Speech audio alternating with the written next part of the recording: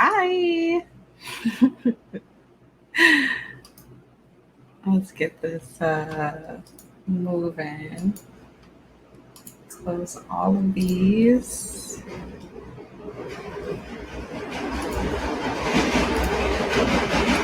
I do live with by trade, so you're going to just have to bear with me for a little bit.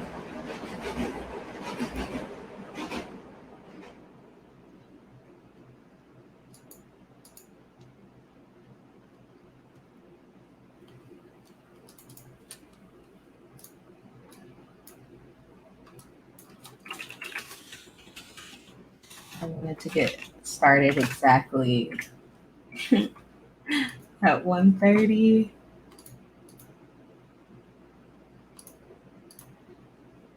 Let's go ahead and share this one. And we'll go through. Hi, Carl. Hi, Brad. How are you guys doing?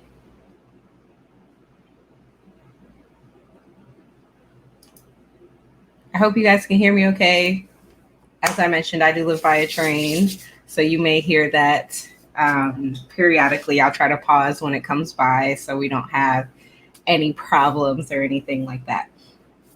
Okay, so let's get started. It's 1:30. I'm going to be prompt with this. So I'm going to talk for a little bit, and then I'm going to go ahead and see if you have any questions or anything like that. So I'm Janae Benet. I have been a teacher, content creator, tournament organizer, advocate for diversity and inclusion. I've taught grades from like K through fifth and after school programs. So kids of all ages, a lot of experience everywhere. So we are looking at best practices for promoting diversity, equity, and inclusion. And this goes into the admin and IT just because us as adults have to know how to guide our gamers through situations that may be like new to them or things that they are just now experiencing. So I'm going to get through all of this. And if you have any questions, you just let me know. So what we're dealing with for the ideal high school experience is learning about the culture, shaping of the image, tolerance level, like growing their tolerance level of like other people in general and life in itself, and also having a growth mindset.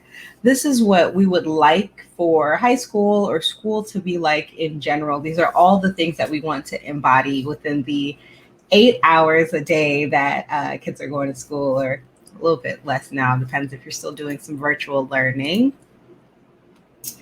The typical high school experience is actually a lot of shallowness, ignorance, judgmental, closed-minded, and mimicry of the environment. So whether it's from like teachers that are teaching a certain thing a certain way, or like, you know, people in the home that have like a certain ideal, or people in their gaming community that may think one way about a situation and not necessarily let that student choose like if they're going to be on side team A or team B. So as guardians of the high schoolers, your job description is to expose them to cultures, talk about cultures. And this is like cultures of people who make the game, right? If you want to keep them interested and they're huge gamers, you talk about the cultures related to their interests. And in this instance, we're talking about gaming. So not everybody who makes a game is a white male from the United States. So you also would like to create a sense of room for everyone. And even if we just look at what's going on in the home, I grew up with 3 other siblings, and so I was the 4th. And being able to talk at the dinner table, you know, having your time to be like, how was your day? What are you experiencing? What's going on with this is a really, really big deal, because not only do they understand how to like share their time, when they should listen, when they should be speaking, and how to actively listen to someone else who is talking. And then outside of them feeling like they have a personal space, you want to create a sense of room for like to talk about what's going on in the world, or even outside of that neighborhood, like actually figuring out what's going on outside. And I feel like social media is a great tool for that, especially if you're allowing your high schooler to use social media. You can have experiences through people online, which is what makes it so great, but also very dangerous and something that we have to pay very specific attention to. So it does seem hard, and it is hard. It's a lot of work, but it's also easier as they grow up because you've created a contributing member to society instead of someone who makes like racist jokes or just being like, oh, I'm being edgy, or says derogatory terms and they're using them as like gamer terms or like online speech. And so that's your goal as the guardian. The gamer's mission is to listen, engage, and use critical thinking skills when engaging with someone online. We know that online interactions can't be rated. So even if we are in something like Minecraft or Roblox or something like that, we have to also be mindful that, you know, you can't filter out, unless you obviously you block and report these people, you can't really filter out what is going to happen or come through. So like Minecraft, Roblox, Fortnite, Call of Duty, any of these games that have any type of online rating, you're gonna have to be careful. So the gamer themselves have to learn how to ask themselves 3 questions when engaging with a person who may or may not have radical ideas or radical experiences. Number 1 is, does this person sound sane? And what does a sane person sound like when you've grown up with alternative views? And I feel like a way to really connect with, does this person sound sane or not, is to be able to look up what they're talking about. Do some research. Like, is this a thing? Is this an actual thing? Is this some type of, I really don't want to use the term fake news, my goodness, but is there some type of credit behind it? Can this be like proven? Are there other people having these experiences? Is this something that is actually legit? Like looking on snoops.com is a great way to figure out if like something is actually legit or falsified. And are they talking about harming a group of people or a person? And if you're like, oh, it's either harmless or they're really not talking about it, is what they're saying okay to say to a loved one or somebody that I like to engage with frequently? Like if I walked up to a person that I love, would I want to say these things? Would I want to repeat these things? Are any of my ideals something that I have to hide or be ashamed of in any way, shape, or form? That's only question 1. We got a couple points there. And 2, can I learn something from this person? Is this new information, once again, that can be backed up by facts? When people say something and you don't understand, there is a way of like looking things up and doing extensive research into if whatever they're saying is either like true or false. Actually, I can go ahead and make this a little bigger. I realize that it wasn't as big as it could be. So and you want to look up things that just aren't on the first page of Google. Studies have shown that Google shows you Google shows you results for depending on your region and location. So whatever the people in that location want to hear, be exposed to, Google will show that to you. So you want to just go beyond the first page of Google. Is this a cultural reference that you experience firsthand? What we also want to stop people from doing, gamers and of all ages, what we want to stop them from doing is taking other people's experiences and saying, that's not true. That's not how it happened. That can't happen. We really want to give people room to say and experience the things that they have gone through and then do our best to sympathize with it, because you may not understand. However, you can say, I wouldn't like it if something was unfairly done to me, period. It doesn't have to be the same exact experience, but we understand what pain feels like. We understand what grief feels like, and we understand what unfairness feels like. And so to use those emotions while we're speaking with someone is like really, really useful. And should you interject? Is this a time where someone is telling me about their experience, about something that's happened to them, where I can just come up and be like, yeah, so what I think is, was anybody asking for my opinion? Is this the appropriate time to do this? And mind you, all of this is taking place while we're online, whether we're playing a game or just hanging out in Discord or something like that. It can happen at any moment. These are like really good, just conversational and social skills that can be continued on. But figuring out where you should interject, if there's some type of hate speech or something going on, then, yes, okay, I should say something. But interjecting into someone's personal experience, and when they're sharing with you, when they decided to open up and share it with you, if you're talking about a story that you really love or something amazing that you really did, and someone just interrupts you, that doesn't feel good. And so we should give people the same respect of whose life experiences we have not had. And the third question is, are we having a real discussion that's beneficial to both parties? Meaning, am I learning something from this? Is this person, also going to learn something from what I'm giving them back? Is this going to be a conversation more so than a lecture, more so than some rant that's not beneficial to anybody? So one, is this the time to talk about it? Maybe if we are heavy in a match of something and we really need some type of like if there's a goal to be met and we're in a match, maybe it's not the time to talk about it because we are playing the game. Can you always turn off the game and come back to it? Sure. Like if we're in the middle of an Apex match and someone wants to kind of break down and have a story, maybe we should make room for that, but if it's something that can be kind of more talked about later, let's also make room for that at a later time.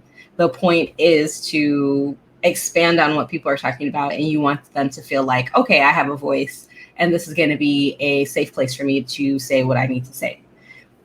B, can we come back to this in Discord or while we're in the lobby or something like that? And see, what is the tone of the conversation? That's how you're going to know if this is a right now thing or can we come back to it?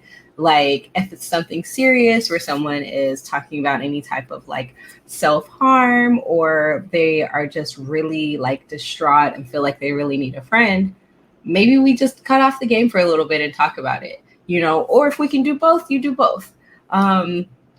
As their frontal lobes are developing, I'm sure a lot of high schoolers find it difficult to multitask. Technically, anybody under 23 would probably find it hard to multitask.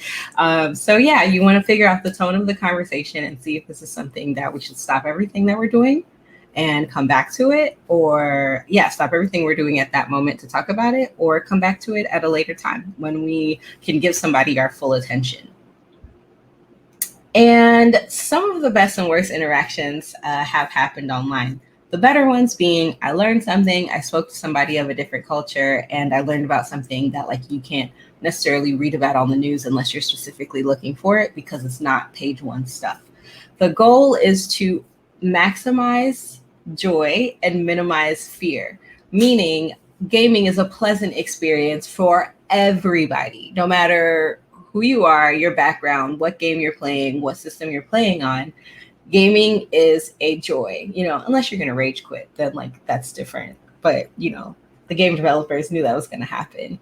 But social interactions wise, it is supposed to be a joy. And we want to minimize fear of any type of phobia of cultures, people, ideas, new things like that. We want to minimize those type of things within our gamers because, as we saw before, the ideal high school experience is different from the typical high school experience, which can breed low tolerance, fear of other cultures, having a closed mind, being on, one side of the coin and not even wanting to look at the other side. So minimizing fear has a lot to do with the creating room, asking these questions, figure out what's going on outside of your neighborhood, figure out what's going on inside of out in the world in general, and see how they can empathize, sympathize, critically think about those events and how they would like to contribute to society.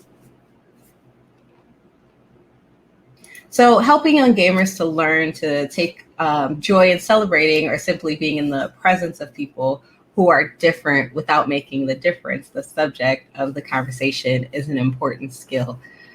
I wanted to show a quick video because I feel like you guys remember this because it's the Austin Powers joke. And who doesn't remember Austin Powers? So it actually goes really, really well with this. So let me pull it up first.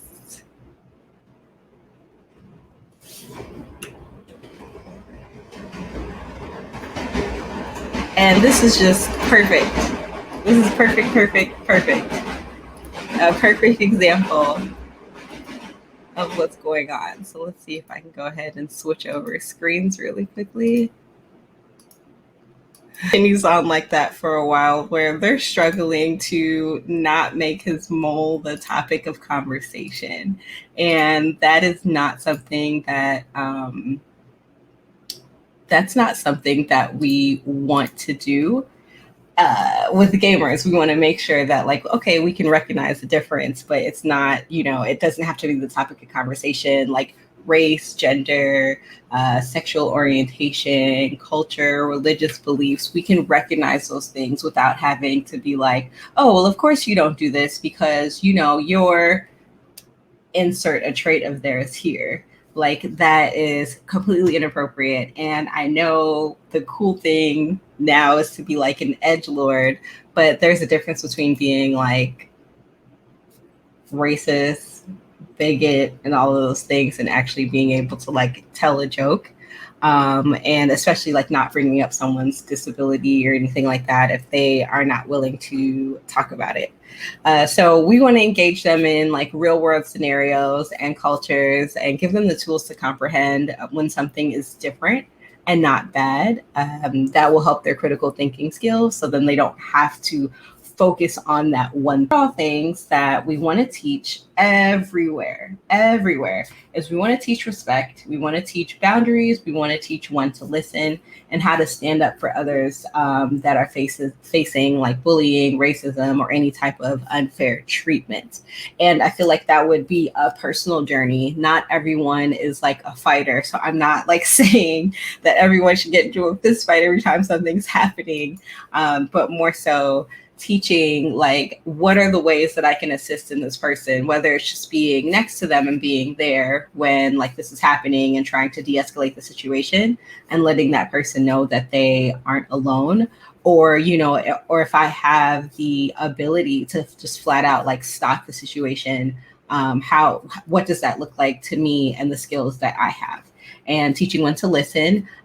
Just because listening is such a great skill, and active listening at that, and being able to take in what that person is saying before you push out what you would like to say, and teaching boundaries, not only for themselves, but to like respect other people's boundary. Like, someone can be open for having a discussion, but talking about like sex, any type of disability or race constantly may not feel comfortable. And that person is not there to specifically teach you. Like you did not hire them for any type of consultation. To be curious and to have those conversations is one thing, but to want to really dive deep into it, you have to do your research. And then you can cross-reference it with someone who is willing to have that conversation. But to ask someone to educate you on something that you are not familiar with without any type of like compensation or agreement from them is like it's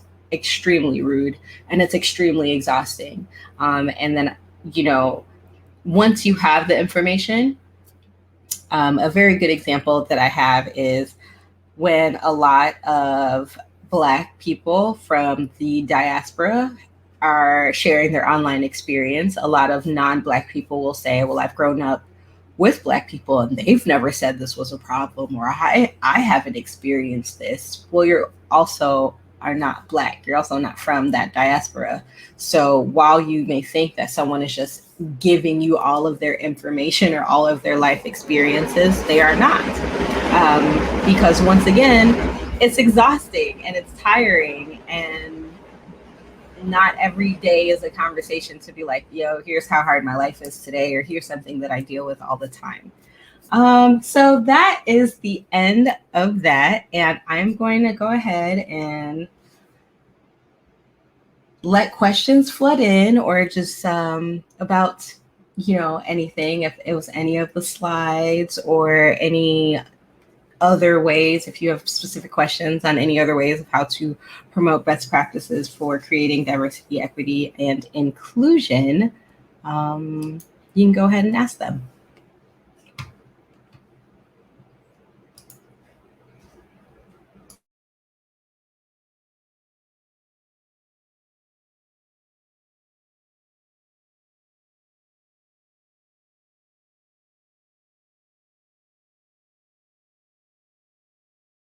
No, nothing. Nothing at all. No questions, no Q&As. Or yeah, we can just sit here and chill out. Let's see if I can go over anything and elaborate on it as well. Check out my notes here. Yeah, I feel like I said everything that I could say. Let me know if it felt a little vague. I definitely didn't want to discredit anyone's experience and just solely focus on mine, because these are practices that can be taught everywhere and for everything. And this is how you build up tolerance levels.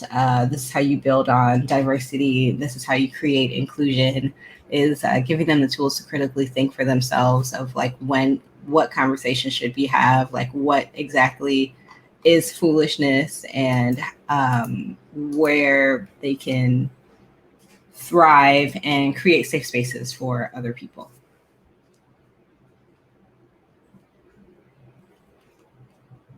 Okay, so I'm going to give it about 30 more seconds. And if we don't have any questions whatsoever, I'm going to go ahead and end it. And I hope you guys have a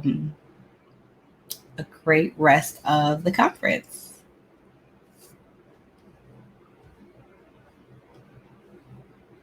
Yeah, no problem. It was definitely my pleasure.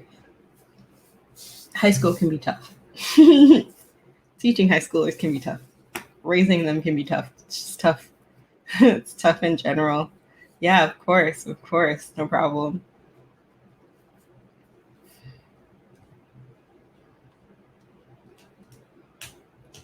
All right, I'm going to go ahead and call it. Like I said, you guys have a great rest of your conference. Thank you for coming by and listening, and hopefully taking some notes and working to push these ideas into everything that you do, whether it's home, work, general social settings, gaming, obviously. So feel free to look up any of my work. I'll put in a link right here for my link tree. And I've written a book on how to get into esports journalism. And I also have some published work and things like that. So feel free to connect with me outside of here, or if you need consulting or anything like that. I'm more than happy to work something out. So yeah, until next time, you guys, please game safely, stay safe, all of that fun stuff. And I'll see you later.